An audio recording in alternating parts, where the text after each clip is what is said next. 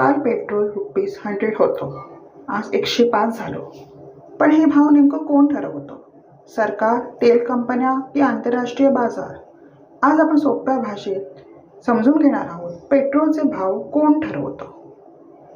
Petrol थेट जमिनीतून मिळत नाही. सुरुवातीला क्रूड ऑइल म्हणजे कच्चं तेल मिळतं.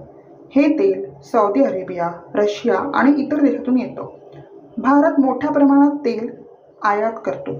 जगात क्रूड ऑइलचे दर वाढले तर भारतातही पेट्रोल महाग होऊ शकतं. युद्ध, संकट आणि उत्पादन कमी झालं तर तेलाचे भाव वाढतात. पेट्रोलच्या किमतीसाठी मोठा हिस्सा टॅक्सचा असतो. केंद्र सरकार आणि राज्य सरकार दोघेही टॅक्स घेतात. म्हणून वेगवेगळ्या राज्यांचे पेट्रोलचे भाव वेगळे असतात. भारतामध्ये इंडियन ऑइल, भारत पेट्रोलियम आणि HP सारख्या कंपन्या पेट्रोल विकतात. या कंपन्या आंतरराष्ट्रीय तेलाचे दर, डॉलरचा भाव आणि टॅक्स पाहून पेट्रोलचे दर ठरवतात. तर मित्रांनो, पेट्रोलचे भाव फक्त एका व्यक्तीमुळे ठरत नाही. त्यामागे आंतरराष्ट्रीय बाजार, सरकारचे टॅक्स आणि तेल कंपन्या सगळ्यांचा प्रभाव असतो.